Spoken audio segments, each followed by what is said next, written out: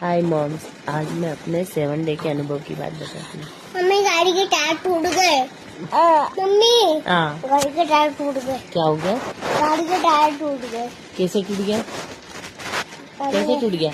मैं गाड़ी चला रहा था तो फिर टूटा ये टायर। टूट गया गाड़ी का टायर टूट गया।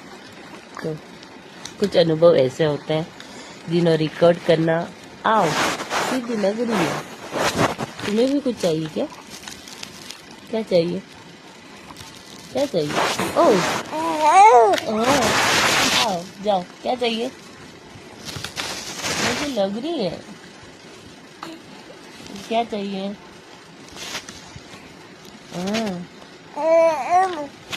अरे अरे, आप तो पलटने लग गई हो। पलटने आ गया क्या आपको?